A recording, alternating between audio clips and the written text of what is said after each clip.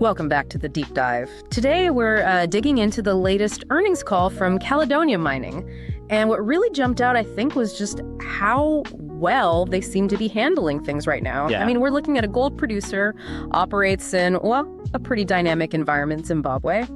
Yet they've pulled off what some people are calling their best ever quarter. It really was something. A quarter definitely worth taking a closer look at. Caledonia put up, well, an exceptionally strong performance. You saw record operations, big financial improvements. It definitely got the market's attention. It really did. Those headline numbers, they certainly caught my eye. I mean, a substantial beat on analyst expectations pretty much everywhere. Right. Adjusted EPS, what was it, 1.139 cents? That's comfortably ahead of the consensus, around $1.05. Even the GAAP EPS was solid, $1.06. You know, for experienced investors listening, that kind of beat, it's more than just a number. It usually signals something pretty strong is happening fundamentally. Exactly. And it wasn't only the bottom line, was it? Revenue shot up to, what, $65 million? Again, comfortably beating the $62.6 million consensus. That's a huge jump year over year, 30%. It is. It signals, not just growth, but accelerated growth. It's more than just a good quarter. It really shows their improving market position, their operational scale. And operationally, you mentioned it, their blanket mine really was the star. Hit a record Q2 gold production, 21,070 ounces. And the market liked it. Shares jumped pretty significantly on the announcement day. Yeah, they did. Now, that initial reaction was strong, but, as we always say, the first reaction isn't always the whole story. What do you think really powered that immediate jump, besides just the big numbers? I think it was that combination, right? Strong top-line growth, and you saw significant financial leverage kicking in. If we peel back the layers a bit, look at gross profit. It surged 48% year over year, hit a record $33.8 million. And that's excluding a one-time gain. Wow. So this isn't just higher gold prices helping out. It shows they're capturing much better margins. And the net profit for shareholders just exploded. Yeah. Up an incredible 147% year over year, just over $20 million. 147%. That's genuinely remarkable. What were the main drivers there beyond just, more revenue? Well, a couple of key things. That very healthy average gold price they realized, $3,188 an ounce. That was a huge tailwind, obviously. Sure. But it was combined with, I'd say, pretty careful cost management, even with all the industry pressures we're seeing. And crucially, those operational efficiencies at the blanket mine meant they were getting more gold out relative to last year's cost structure. That just supercharged the profit growth. And the cash flow story seems just as good.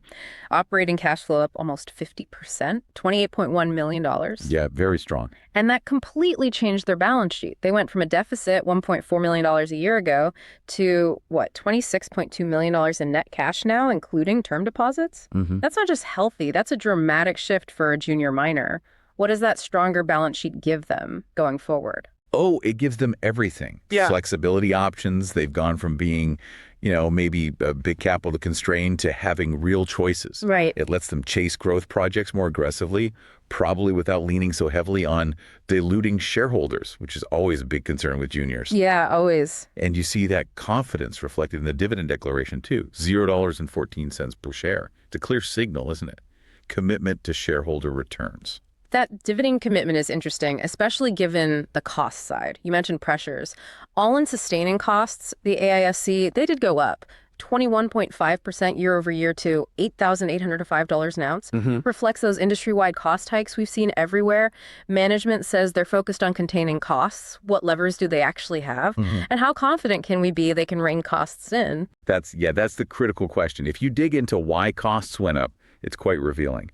A big chunk of it, maybe around $5 million total, wasn't just raw inflation hitting them. About $2 million came from higher production itself, leading to more production bonuses, overtime, holiday pay for the workers. You produce more, some costs go up. Okay, so linked to success partly. Right. And consumables were up about $3 million, partly due to using the local currency, ZiG, for things like lime, mill boards, also engineering and maintenance for the increased activity. So kind of suggest productive cost increases, maybe not just uncontrolled spending. That makes sense. And what's encouraging is they mentioned these were partially offset by power savings. So their cost initiatives seem to be, bearing some fruit already. They do have levers through optimizing processes, focusing on local sourcing. Okay. Let's shift back to Blanket Mine's operations. It wasn't just the record ounces, was it? They also hit a record for tons milled, 204,915 tons. That was 6% above their plan. Yeah, impressive throughput. And the grade improved, too. 3.31 grams per ton, 3% better than planned. Always nice to see. Absolutely. These aren't just tiny improvements, are they? What does this tell you about their sort of operational discipline? It tells you it's very high. And importantly, there's a new management team in place that's clearly making a difference. Plant recovery, for instance, hit a record 94.4%. That didn't just happen by accident. Right. They talked about specific process optimizations, like adding a 9th carbon and leach tank that's key equipment for getting gold out of the ore. It let them optimize residence time, tweak reagent doses, improve process control overall. Better recovery means more gold from the same rock. Makes sense. And it wasn't just efficiency. Safety got better too. More accident-free days, fewer injuries. This consistent production beating budget right from month one. It really shows strong proactive management. And they're also generating reserves through better development, beating targets there too. Vital for the long run. Now let's talk strategy. Capital allocation. That big move selling the solar subsidiary for $22.35 million generated an $8.5 million profit. That seems, well, bold, but maybe quite smart for a mining company. I thought it was brilliant, Yeah. actually.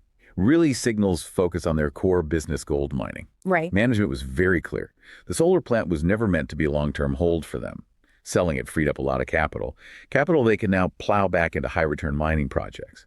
And crucially, they locked in a long-term power supply agreement for Blanket anyway, so they get the power without owning the asset. Classic case of focusing on what you do best. Exactly. Divesting non-core assets, unlocking value, textbook. And they've been pretty careful with that cash. Put $18 million from the sale into term deposits. Seems cautious, yield aware. Their goal, they said, is to build net cash to over $50 million by year end. That's a serious cash pile for a company this size. Yeah. What does that aggressive cash build suggest about their priorities? It suggests, I think, a really strong commitment to financial strength and probably a desire to fund growth internally as much as possible, minimizing that dilution we talked about. Okay. Their whole capital allocation philosophy seems quite clear now. Dividends, they call them, super important, especially for shareholders in Zimbabwe, where stable income is really valued. So they're committed to minimizing equity dilution for growth while keeping and eventually growing those dividends. They get that cutting the dividend, even if pure finance theory said maybe, could really hurt the share price and trust.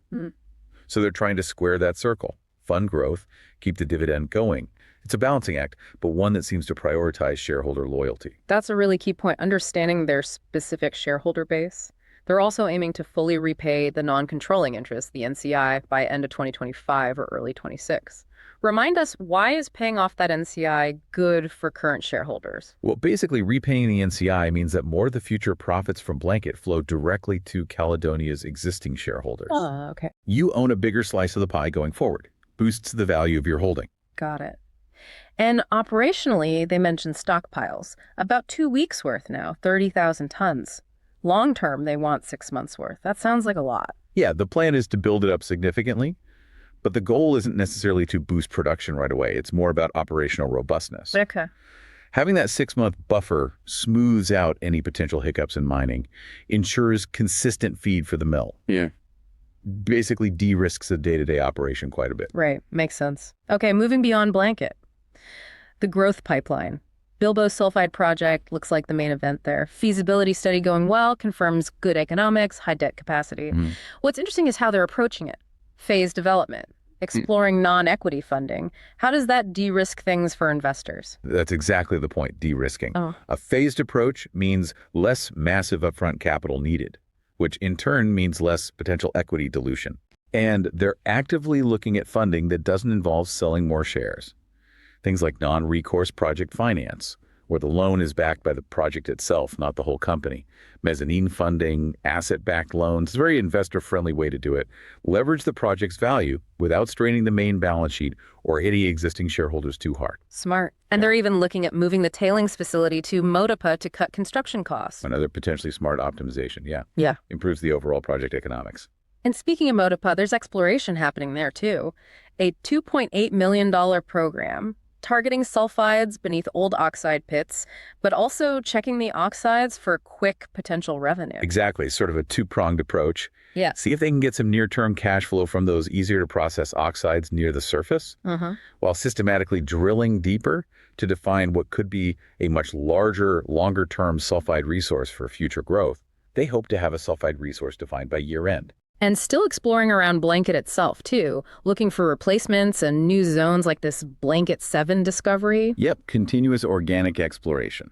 Absolutely vital to keep replacing mined ounces and potentially extend the mine life. Okay, let's zoom out a bit. The operating environment. Zimbabwe. Historically complex, let's say.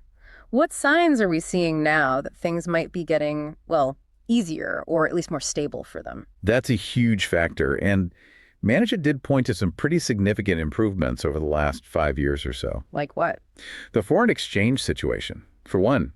They said it's shown real stability, more liberalization, better liquidity for selling the local currency, the ZiG, more consistent exchange rates, helped by the Reserve Bank. That's massive for a company earning USD but paying local costs. Absolutely. Yep. It massively de-risks things compared to just a few years ago. They also mentioned physical security has improved. That must be a relief. Yeah. And they lean heavily on their local workforce, right? Mentioned about half the senior managers at Blanket are new in the last year and are contributing to the record output. Yeah, building that local capacity is key. But what about perennial challenges like electricity? Any progress there? They're tackling it. They're part of an intensive energy user group that can import power directly.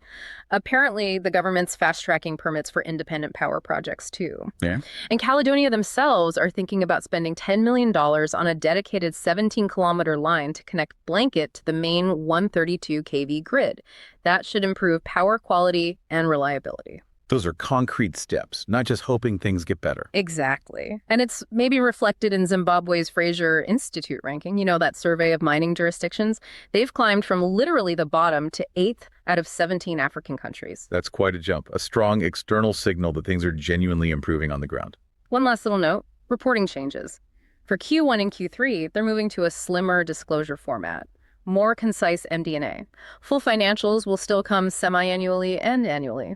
Yeah, that feels like a sign of maturity, doesn't it? Yeah. Confidence in their consistent performance, moving to a more standard reporting rhythm for established companies, still giving full transparency twice a year. So putting it all together, this quarter really cements Caledonia as a real performer in the junior gold space. No question. The share price action shows it too. They've massively outperformed the GDXJ Junior Miners ETF. Over 3 months, plus 57% versus plus 23% for the ETF. Yeah. And over a year, it's even starker. Plus 117% for Caledonia versus plus 56% for GDXJ. That's some serious alpha generation. What's driving that huge gap? I think that outperformance really comes down to their specific story. It's that unique mix. Proven operational execution at Blanket, that really disciplined capital allocation, selling the solar plant, building cash, plus the de-risked growth pipeline with Bilboes and Motupa. Right. They're delivering on company-specific catalysts, not just floating on the gold price tide like maybe some others in the sector. And they reiterated guidance, too. 75,500 to 79,500 ounces from Blanket this year gives confidence that this isn't just a flash in the pan. Exactly. Suggests this strong run rate is sustainable through the year. Now, the shares did jump 6.5% on the day, but then gave back almost 6% the next day. That's pretty typical for small caps, right? Market digests the news, separates one-offs from sustainable performance. Yeah, completely normal. Profit taking, maybe some analysis of the one-time gain from the solar sale versus the underlying operational strength. But the initial analyst takes we saw were calling it strong or best ever financially. So the overall tone seems pretty constructive. Even with that pullback, the market's still figuring out this transformation, I think. So the key things to watch for sustained performance, still the gold price, obviously, but also continued execution at Blanket, keeping that capital discipline. And making steady progress on Bilboes and Motupa without blowing out the share count. Those are the drivers that set them apart. Okay. So, Caledonia clearly generating alpha, showing some unique strengths. Which brings us to our favorite part, the not financial advice segment. Ah, yes. The thought experiment. For those of you listening who like to think about potential strategies, always remembering this is purely educational, not a recommendation. How could someone potentially play this specific Caledonia outperformance theme against the wider junior market? Okay, well, again, purely hypothetical exercise. Yeah. You could think about a multi-leg options play. Go on. Maybe something like a long-dated out-of-the-money call spread on Caledonia, CMCL, perhaps targeting, say, a $35, $40 strike range sometime out. Mm-hmm.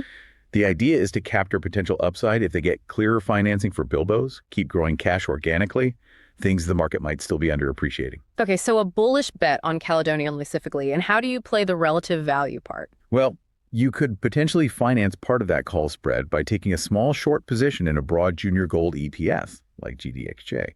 But, and this is crucial, with a very tight stop loss. Right. The thesis is basically, Caledonia's specific catalysts and management execution will let it keep outperforming the general junior sector, especially if gold stays high. It's leveraging company specifics against the broader market, a relative value trade. Interesting idea. A classic relative value play, betting on specific execution. Okay, let's recap the quarter then. That's good. Caledonia Mining, an exceptional Q2 by almost any measure. Record financials, record operations at Blanket, balance sheet dramatically stronger, guidance reaffirmed. Yeah, and those strategic moves, selling the solar plant, focusing capital on growth like bilbos, but carefully, trying to avoid too much dilution, those are really key takeaways for understanding where they're heading. It really feels like Caledonia isn't just surviving in a tough environment, they're actually thriving, repositioning themselves through smart execution. It does. And it raises that interesting question, doesn't it? Can a junior miner, through sheer operational grit and clever capital moves, actually break out of those typical boom-bust sector cycles? Can they become a truly resilient long-term growth story? Their Q2 certainly makes a strong argument for maybe. It does indeed. Okay, as always, remember, this information is just for educational purposes. It is definitely not financial advice. Please always do your own research and due diligence. Thank you for tuning in to the deep dive. We look forward to digging into more earnings calls with you next time.